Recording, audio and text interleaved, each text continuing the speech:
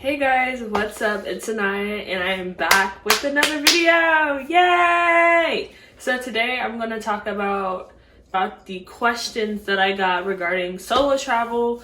I just asked these questions simply on my Instagram in a poll and you guys responded. I have 12 questions that I'm going to answer in this video today regarding my experience solo traveling, tips solo traveling, tricks solo traveling, all that good stuff. So let's get into the video.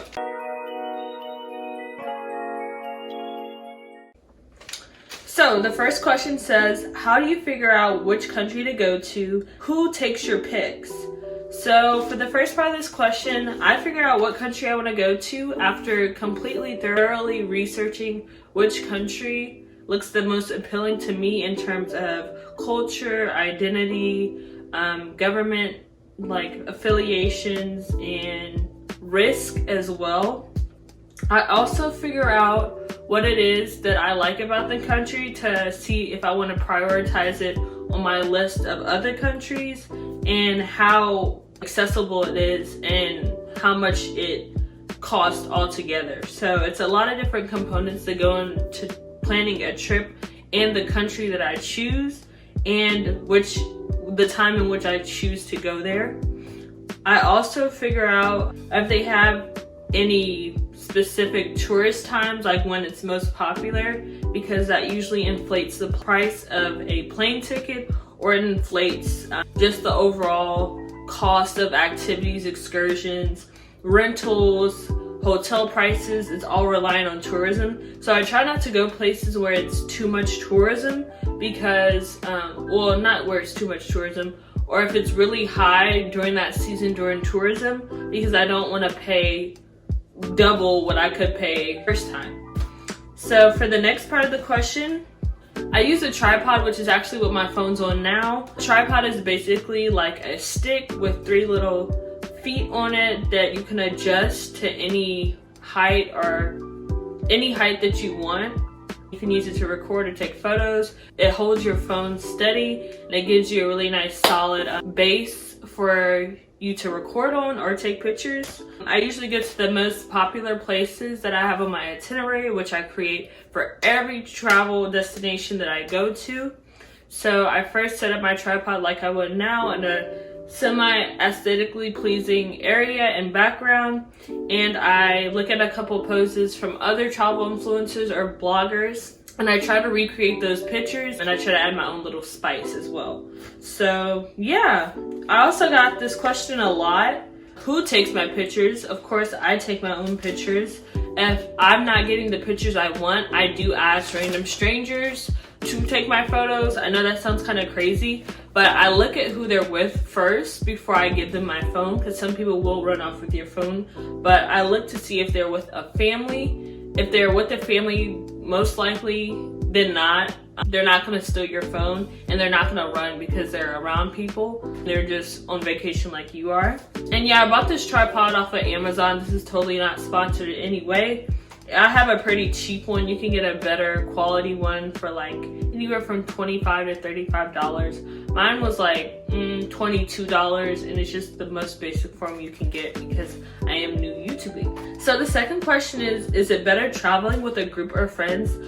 As a solo traveler, I'm always going to say by myself, simply because one, I hate being responsible for other people, and I think that we're all at an age where we shouldn't have to be responsible for other people. Not saying that you shouldn't be safe and keep up with other people, but I hate having to wait on other people, whether it be somewhere I want to go and I want to beat the rush, or it be somewhere that I want to go but they might not particularly want to go there.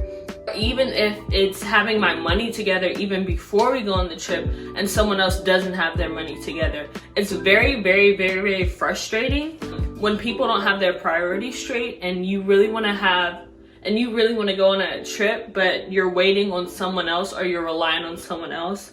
I just think it's better as a solo traveler to be independent. I'm not saying completely do away with groups of friends or taking group trips.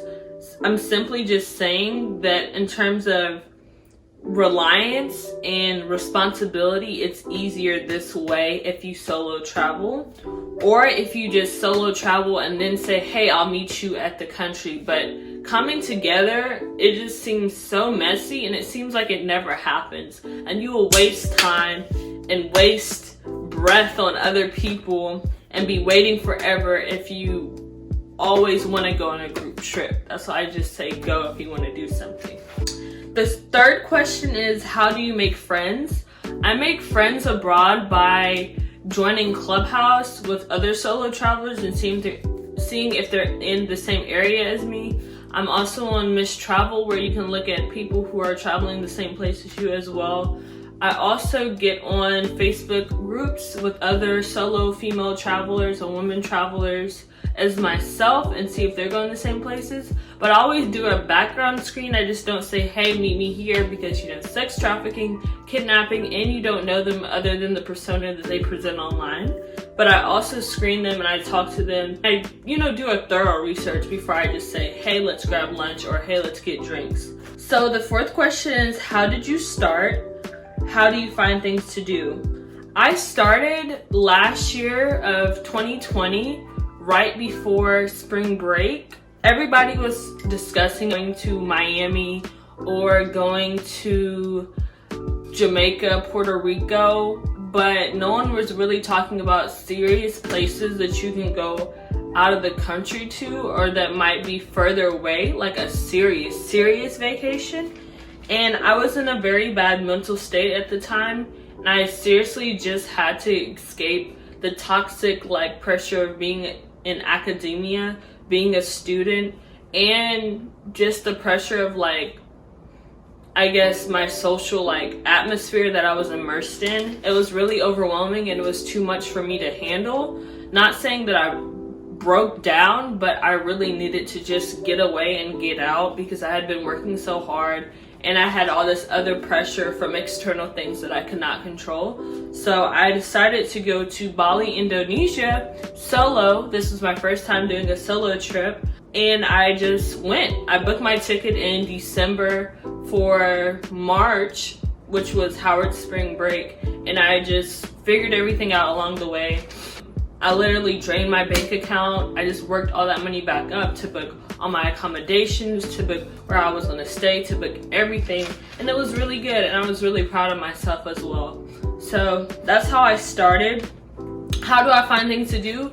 I literally research on every social media platform there is. I go on YouTube, look up solo travelers in that area, look up things to do, put in all the keywords that you would find just that relates to the topic you want to search. I also go on Clubhouse, ask if anybody has been in this area, things to look out for, things to do, things that local people are recommending or native people are recommending that you do, not just tourist crap. Then I also look at itineraries on Pinterest that people have made in the same area, and I compile them all into a Google Doc, and I sort it out by where I'm staying in my accommodations to the proximity of which the excursion is in. So if I say I want to go to in Bali, the monkey sanctuary, am I going to be in Ubud at this time? And if I am, how far is it away from my house or my hotel or my villa, whatever I'm staying in? Have you ever been in a situation you felt uncomfortable? Yes, while I was solo traveling in Bali, I felt kind of a little discombobulated when it got really dark at night. In Bali, it is an island, so many times they have back roads that don't have lights on them, and I had rented a motorcycle at the time, so I was using my GPS to try to figure out which way it was that I could go back home, but I took the wrong turn and I hit a dead end, and there was no lights on the street. And being that you're on a motorcycle, it's kind of like you're physically exposed to anything, so anyone can just snatch you off. Whereas in a car, you have a covering and you're protected by the doors, the windshield, the back, you have wheels, stuff like that. You can just drive off. But I, just did my U-turn, and I just quickly got out of the dead end, and I went back on the main road, and I was fine. But for a second, I did feel kind of unsettled and unsafe simply because it was dark. I wear glasses. I didn't have my glasses at the time. And yeah, that was one situation where I did feel uncomfortable. I've never encountered anyone making me feel uncomfortable or being in situations where I felt uncomfortable abroad when it involves other people though. The 6th question is, how do you find such cute places to visit? Like I said, I researched the hell out of these travel influencers and vloggers because I feel like they have all the tea when it comes to doing cute stuff, because that's their job, to take pictures of them doing cute, appealing things for their Instagram or to promote the place, etc, etc. As I mentioned before, I also go on YouTube, Pinterest, Clubhouse, Google search. I just Google everything. And then I also look up the location in Instagram, because a lot of the times it's going to be like a picture gallery of things you want to do, and a lot of people tag their location. So you can just look it up on Instagram, or you can look at touristy places that have recommended things that you can do that's near their accommodation that might not be directly tied to what they're offering you. Question number 7 is, do your parents/family approve? When I said I was going to Bali by myself, my entire family thought I was kidding, and they also thought I was crazy. More times than not, they really urged me not to go alone. Don't go right before COVID. This is when like the urgency that we have now didn't exist when it was COVID. So it was basically like the time where no one was wearing a mask, but some people were putting on masks because they were like, you might want to do this, like right before March. My mom worried so much. Oh my gosh, she worried so much. The entire time I was in Bali, she was like losing her mind, as she should, because I'm the only child, but like she was worrying so much. She approved of me going, but she didn't want me to go alone. But I was trying to explain like this was really for myself, and I'm not going to wait on other people to go, and I think it would be better for myself if I went to have a spiritual connection with the island that I was going to. My grandmother also worried a lot, but she didn't worry to the point where it was like my mom. She worried and said a prayer, and that was that. But she did get kind of aggressive towards the end when it came to me actually going. She urged me not to. She said that, you know, all these different things were gonna happen, you know, and I tried to explain to her like it was fine. I wasn't being cocky, but I guess she got so upset that I wasn't listening that she told me that I need to listen to knowledge, which is so unlike my grandmother because she's so sweet. But I know that that was all out of fear of what would happen if I did go on that trip. So the 8th question is, how do you budget for the trip or any trip? I budget by first planning like half a year in advance of where I want to go to, if not months in advance. Then I see what side hustles or side jobs that I can do up until that point. I also see if it is a touristy time or not a touristy time. More likely than not, I'm not going to go during a tourist peak time because I don't want to pay that much money and it's not worth it. And then I also look at Expedia, Skyscanner, all those different flight apps. This is not sponsored, by the way, to figure out how much I want to spend on a flight, or even skip lag to see if I want to like fool the airlines and just, you know, go somewhere else. I hope you guys can hear me over this loud ass siren that's playing in the background. I'm so sorry. Okay, question number 9. Is it lonely to go alone? I don't think so, honestly. Being the only child, I was always alone though, so I might be a little biased. I don't think it's lonely to go alone. I think it shows you more about yourself when you travel solo than any other trip if you were to travel in a group. I don't know, something about traveling alone really shows you parts of yourself you didn't even know existed, and different interests and passions that you might not would have seen had you been in that same group setting. I think it's more individualistic and personal when you do solo travel. I also think that it's something that happens to like a very good transformation, and it's really good for building character and personality when you do solo travel. I don't think it's lonely to go alone. I think if you're not used to being alone, that you might want to try doing some sort of exercises or some sort of like social media fast, or just road trips alone before you go halfway across the country, or even do a group trip alone first. But I don't find it lonely to go alone at all. You came into the world alone, you know, if you didn't have siblings. But I mean, you live your day-to-day life usually or most of the time alone, so why just not do it in another country? Do you save to travel? I answered this earlier, but yes, I do save to travel. I try to save as much as possible.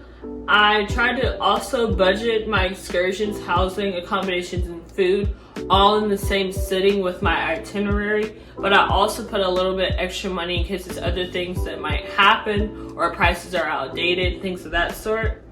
The second part of this was more so a comment. She says, I always want to travel, but I'm financially unable to do so.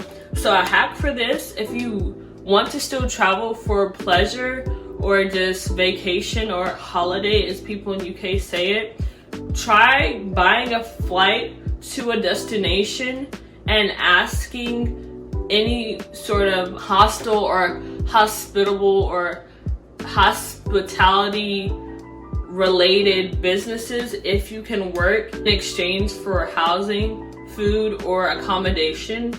I saw this on TikTok. More so likely than not, they actually accept it, and you can work as like a waitress or a bar back or a bartender, or just working and keeping things up around the hostel.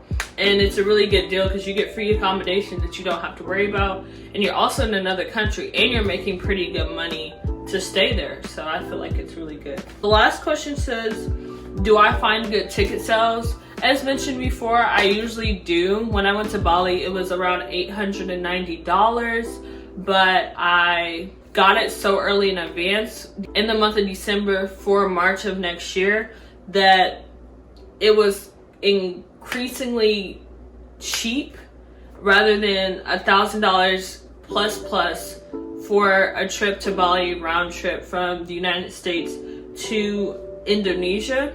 If I don't find a good ticket sale, I'll probably just push my trip back, because at the end of the day, it's not worth it at all. And I don't think you should spend 1/4 of your money on the actual flight if you can allot that money towards something else or somewhere else. So this is it for all the questions I got asked when it relates to solo traveling and me being a solo traveler, especially at 20 years old.